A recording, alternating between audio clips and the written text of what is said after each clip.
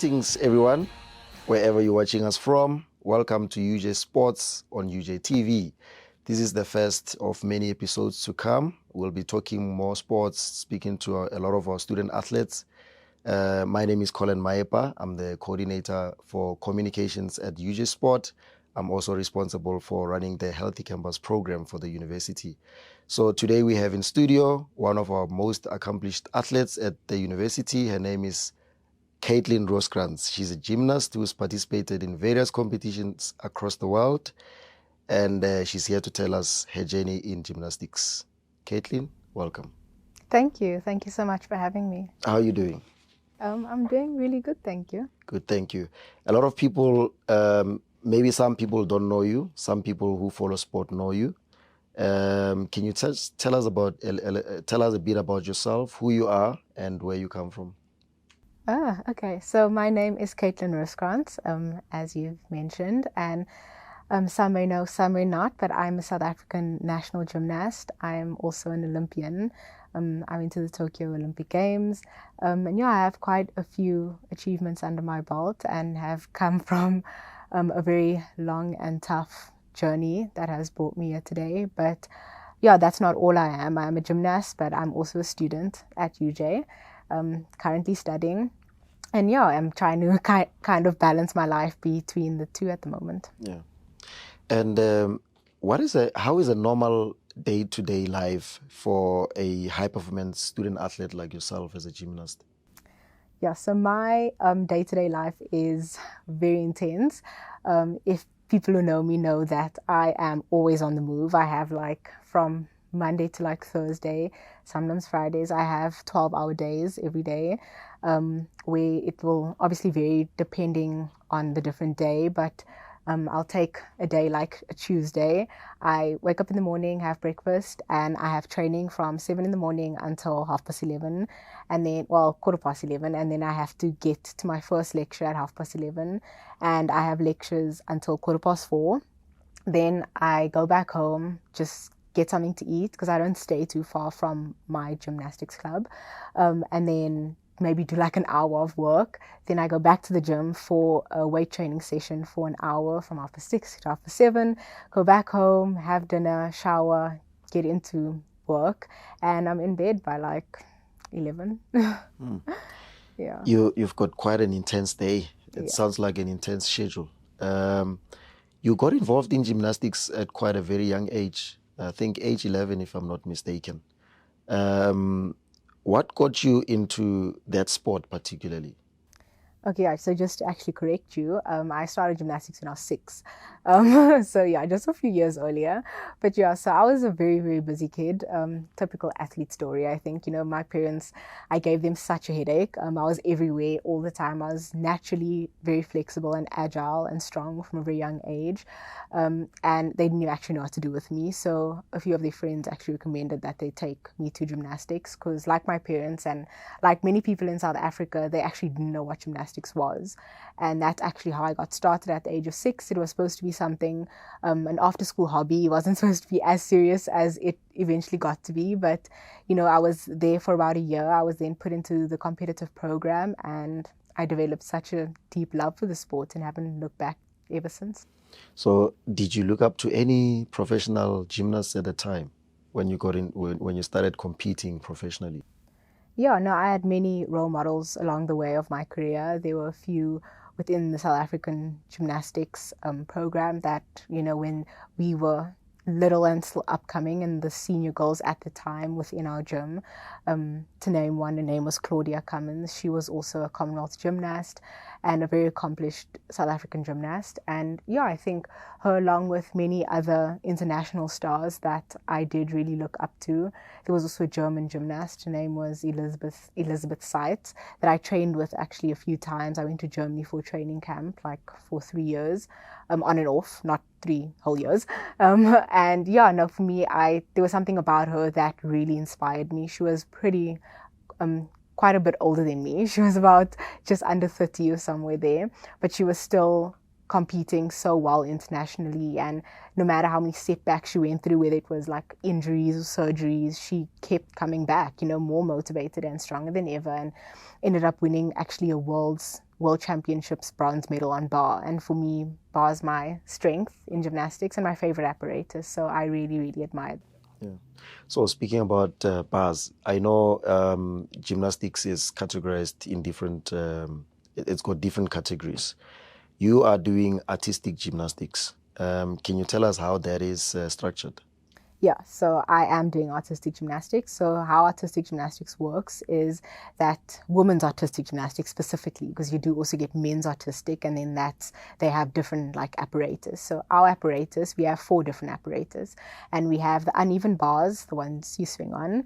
You have the balance beam, so it's the skinny plank that you do flips on basically, and then you have floor exercise, which is the big floor area that you do a routine on, and you tumble and do jumps and stuff to choreographed music. And then you also have vault, which is the one where you run, jump over the horse and do flips and land. So yeah. And obviously to excel in that, you must obviously follow a very packed routine or training schedule. You do 4 to 5 hours, sometimes 6 hours of training, Monday to Saturday. That's hectic. If you skip a day, what happens? Yeah, so that if I skip a day, I'm like, it's rare. Our coaches do not allow that to happen. But I think we've been training those intense hours since we were like 10, 11 years old. You already start within that system. And because gymnastics is also kind of like, we're not a seasonal sport where we like have an on-season beginning of the year and then off-season. We kind of on the whole year, we just have some quieter seasons in the year, but because of that, we have to be training all the time. And because gymnastics is the sport that it is, and you can sometimes lose your strength and your skills quite quickly, and that's why we don't really take a lot of time off. So, I mean, when we're in preparation for competition season now, every day you can get is crucial. So you are really encouraged to not miss any day. I mean, unless you have to, when you're sick or injured or whatever it may be. But even if it is that you go and you do the minimal, but a lot of the time it's also mental for us to be in the gym and mentally training those routines, because as much as it is a physical sport, it is increasingly as mental. So to have such a packed schedule of training, as well as your academics on the other side, how do you manage the two?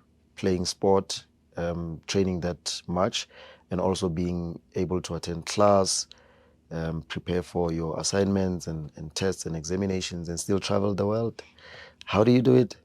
Oh, that's a question I've been asked many times over the course of my career, and it started already in high school. I was many people kind of doubted that they were not sure how I was going to get through like grade 11 and 12 with this schedule, because I was doing this then already and traveling, like you say, in between every 2 months we here and then we back and then we preparing to go there, and in between it's exams and it's training, and it was always a lot. But I think being within this culture and learning to being in gymnastics has taught you to be quite disciplined and manage your time really well. So it's really taught me that, I think, good time management from quite a young age. And that was something that I took with me into high school, and that really benefited me there. A lot of people also were not sure how I was going to make it through matric, but I made it through matric, and I made it through matric well. I got to university, and even when I started at university eventually after 2 years, it was it felt like I was being thrown in the deep end, but also I had the foundation to fall back on of the discipline and the time management. So the thing that works best for me has always to have a set routine. I work well under like routine and structure. So I just get my university schedule, I get my training times, and I see how I can kind of incorporate the two. I go sit with my coach and we see where we can like fit in my training around my university times, and then get a schedule going for each day and stick to it. So Yeah. So just to give our viewers a glimpse of what she's talking about, she's doing very well, and that is seen in her accomplishments. She has won a bronze medal at the Commonwealth Games in 2022 in Birmingham last year. She also participated in the 2020 Tokyo Olympics in 2021, which were delayed due to COVID. And also she participated in the various World Cups, or the World Challenge Cup as they call it. She won a gold medal in Cairo in Egypt. That was last year as well. You are doing very well because you also won the UJ Age Group Sportswoman of the Year last year, which means, and it was two actually, you also won the Student Athlete of the Year, which means Student Athlete of the Year award means you have done well academically and you've also done well in sport. So, and then you also got awarded the Ministerial Award at the Gauteng Sports Awards. Was it Gauteng Sports Awards or? At the G Sport. At the G Sport Awards, yes. Yeah. So you are a very accomplished somebody. That means you manage your time well. You've got time for your books. You also time for your sport. I just wanted to find out from you, as a youngster who's representing South Africa in such major competitions across the world, what do you have to do to make sure that you stay on top of your game all the time? Yeah, I think, to be honest, the key behind it, I think, like with everything, is really just hard work, and staying on top of it. You need to, but I think at the core of that hard work comes in the passion. You can work as hard as you want, but at the end of the day, if you're not loving what you're doing, that's when it starts to feel like a job, and it's hard to put in the hard work if you're not enjoying it. So luckily with me, like I said earlier, I've grown to love gymnastics. It doesn't mean it is not difficult. It's a love-hate relationship sometimes. But like with any high-level sport, it's really challenging, not only physically but mentally, to work through a lot of things within gymnastics.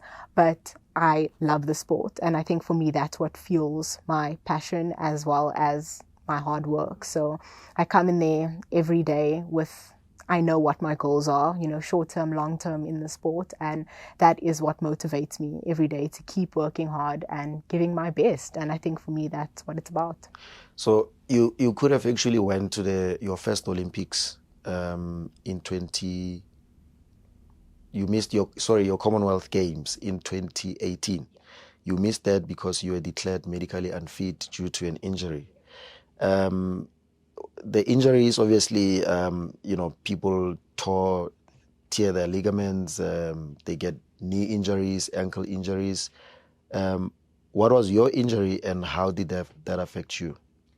Yeah, so gymnastics is, like I've said, a very demanding sport on your body, because I think unlike many other sports, our bodies are our prized possession in the sport. We use our bodies to flip around and do all these crazy things every day. So the risk for injury is very high in gymnastics, and not, from the smallest things to also really major freak accidents. We've seen it all.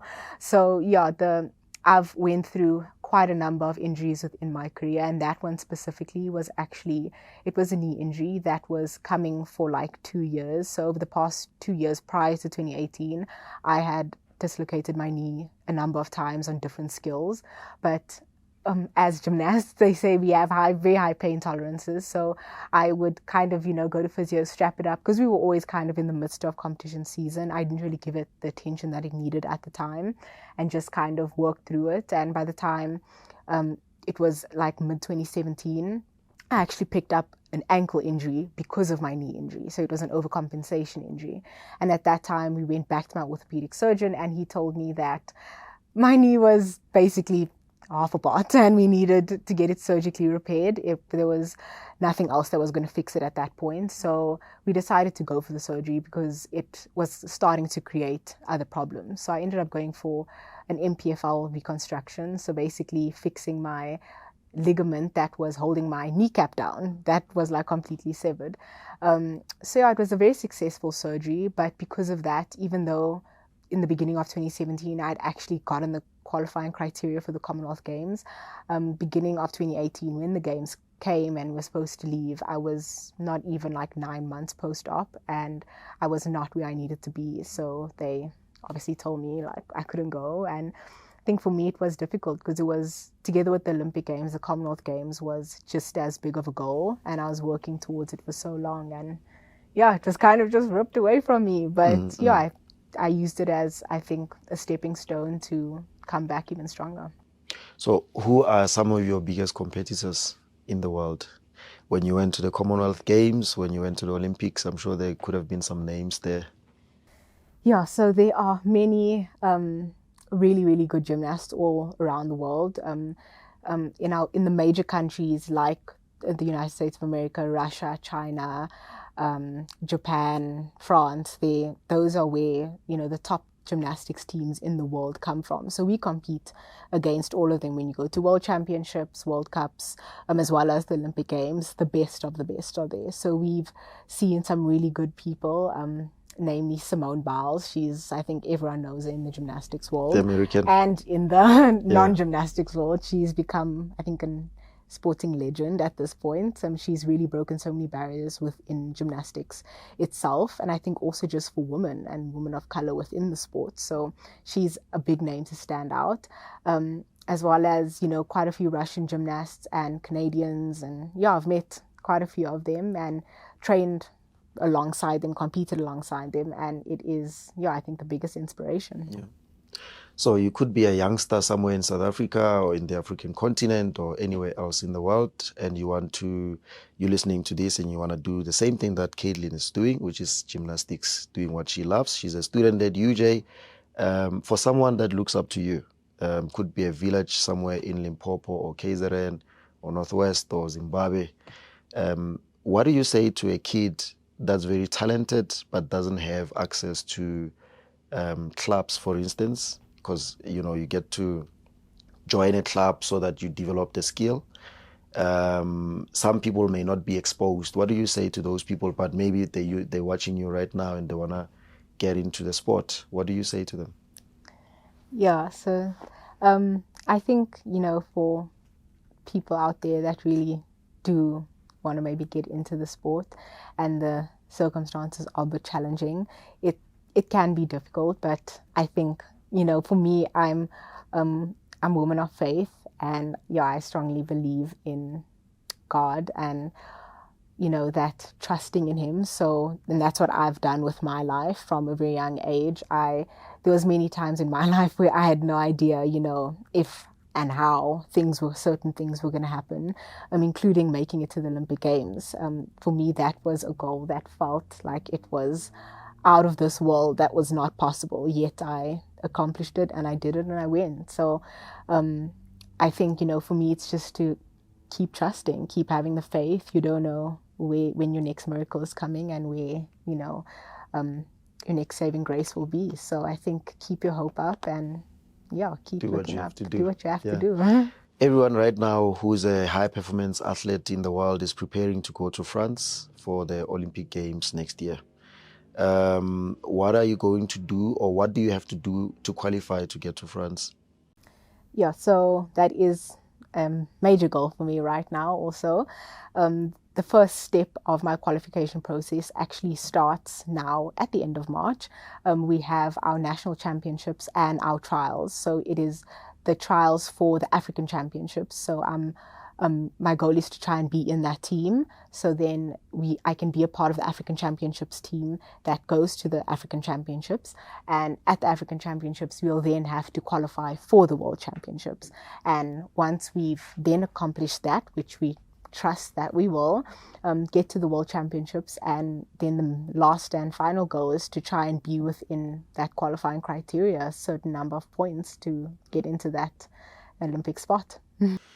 When you won the bronze medal in Birmingham last year, 2022, you got onto the stage and they called your name and you were on TV, received your medal for South Africa. And I think that was the first for a South African gymnast, wasn't it? Yeah, on bars specifically at the Commonwealth. Yeah. So can you describe the feeling for some of us who haven't been to that stage yet? Yeah, I think it's an indescribable feeling, I must say. Like I think, for the few who did watch the performance, because it was actually live on TV, it was an intense final. I fought tooth and nail to get onto that podium. But yeah, I was up first as out of the 8 girls that competed in that final, which I've come to believe is my lucky position. It happened a few times actually now in my career, and every time it happened, I ended up podiuming. So I was like, oh, I'll take it as luck, whatever. I ended up competing a really good routine and watched everyone else go after me. And when the last girl went and her score was up and I saw that my name was in third, it was, I think, an indescribable God-sent moment for me. I actually burst into tears. It was, I think, such a big realization that surreal, yeah. I had once again not only made history, but I had achieved something that I actually prayed about for months prior to that. That was a goal for me that I had set out for myself, and I did everything I could to get onto that podium and worked tirelessly, day in and day out, and gave everything, and I ended up getting onto that podium. So stepping up on that podium at the Commonwealth Games, receiving a medal in front of that crowd was a God-sent gift to me. And I think for me, it felt like, once again, it was a moment where everything felt worth it. All the years of sacrifice and hard work and everything that I've put into the sport was so worth it. Wow, Caitlin, that's very inspirational, man. Obviously, we've got to come down back to UJ, where you are a student. We don't have gymnastics as a sport, and I don't know, what does it take for a university to establish a club like that? I think it's a tough one. I think it's something that's why I'm studying marketing. You see, forward thinking. I'm gonna get there one day. But yeah, I think it would be really tough, especially within South Africa.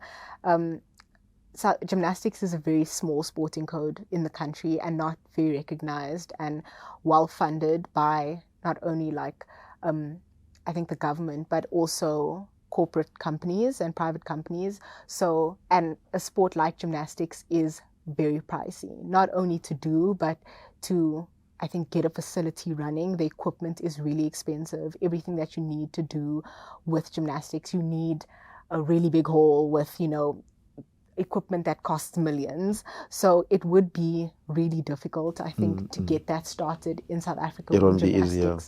Is still, young and upcoming within the different sports. But it is something, I won't lie, I think, once I get my degree, I'll look into it. I definitely will. I think it's something that South Africa needs, because I know, with me specifically, for us gymnasts coming out of high school, it's there's not a university in the country that really accommodates gymnastics, because it's not a university sport. So it's what do you kind of do? And then a lot of gymnasts end up just stopping, because what do? You have to obviously get an education.